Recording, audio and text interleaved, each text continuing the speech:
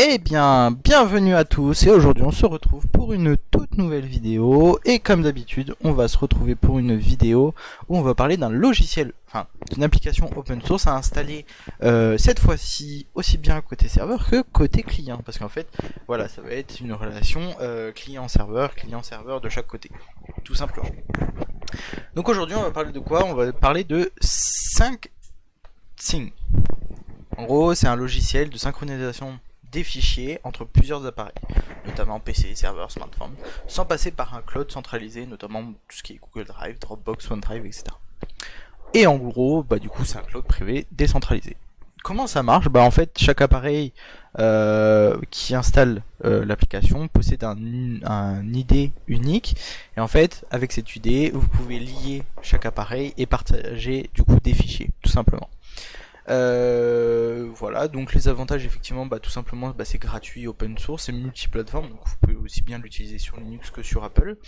Vous n'avez pas besoin de serveurs tierces, hein, c'est du peer-to-peer direct.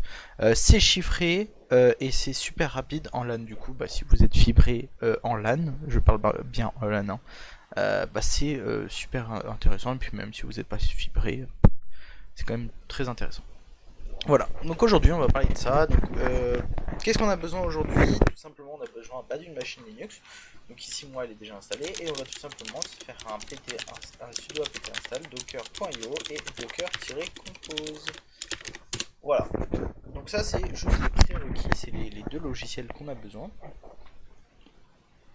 Et tout simplement on va faire un docker compose en fait par rapport à ça.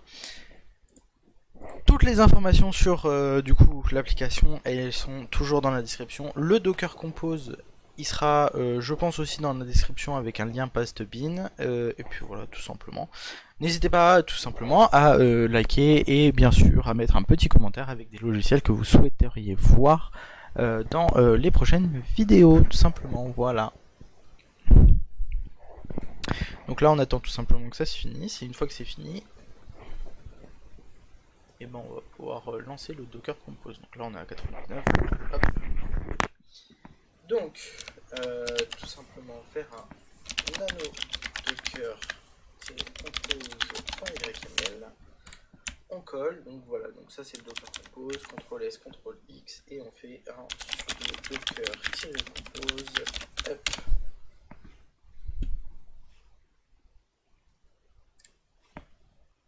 Tac. Ici, on va faire 2.4 et voilà, ça nous redirige. Donc là, vous voyez bien qu'effectivement c'est bien ouvert, 83-84. Ici, on fait oui, et du coup là, la première chose qu'il nous demande en fait, c'est de créer un utilisateur puis un mot de passe. Donc on va tout simplement faire configurer. On va aller dans interface, pardon, et on va tout simplement mettre un utilisateur autorisé, et un mot de passe. Donc le mot de passe, moi je laisse celui-ci et je fais enregistrer. Voilà.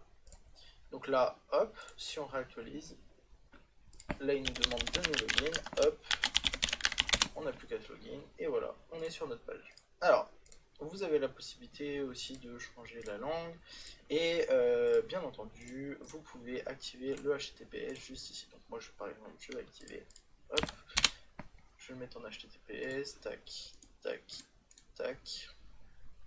Donc voilà, donc là, je suis passé en HTTPS, parfait, tout simple, efficace. Donc, voilà. Donc là, vous avez votre côté, on va dire, serveur, où par exemple, vous allez pouvoir héberger vos fichiers. Moi, ce que je veux, c'est tout simplement récupérer des fichiers de mon PC actuel pour les envoyer du coup sur le serveur.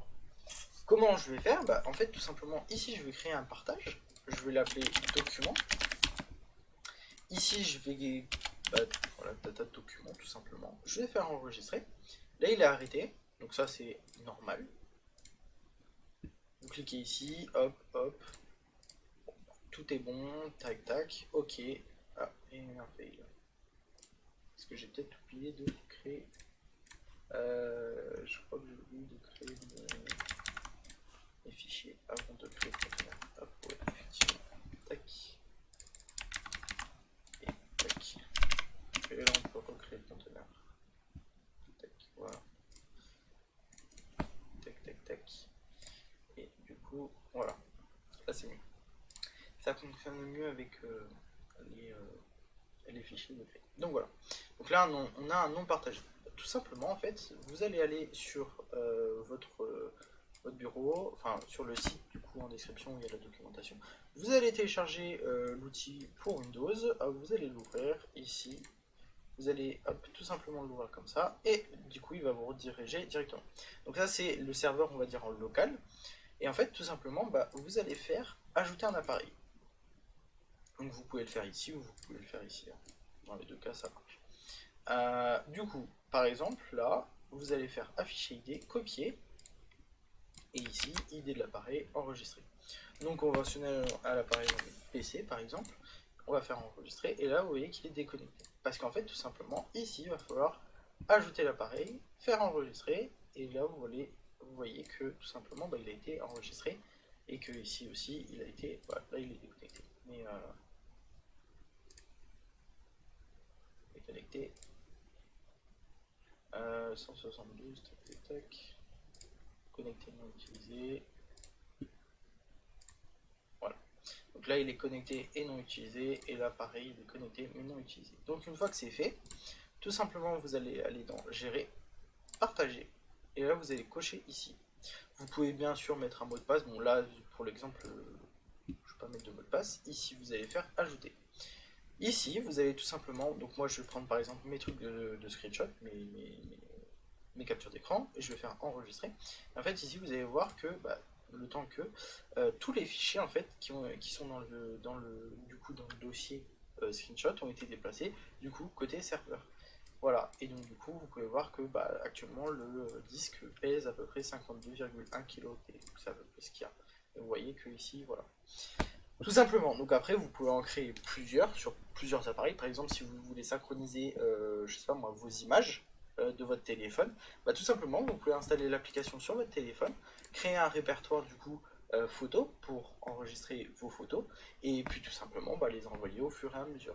Voilà, c'est pas plus compliqué. Sur ce, j'espère que du coup ce petit outil vous aura plu. J'espère que surtout il vous sera pratique, parce que c'est assez pratique en fait, même en tant que particulier. Si vous voulez effectivement, comme je l'ai dit, enregistrer vos images ou vos dossiers ou quoi que ce soit, c'est vachement pratique. Bien sûr, après vous pouvez tout simplement le paramétrer avec plusieurs choses, hein. Voilà, vous avez quand même pas mal d'options. Vous pouvez créer notamment des sauvegardes automatiques. En gros, comment ça s'appelle, créer des mises à jour, voilà, en gros, faire en sorte que tout le fichier soit envoyé directement. Je sais pas si j'ai été clair. En gros, par exemple, si vous mettez à jour votre fichier, je sais pas, que vous rajoutez des photos sur votre téléphone, votre document, du coup, côté, on va dire, serveur, il sera automatiquement synchronisé. Voilà. Parce que vous avez rajouté des images. Voilà, tout simplement. Voilà, donc sur ce, j'espère que cette vidéo vous aura plu. Moi, je vous retrouve la semaine prochaine. Ciao!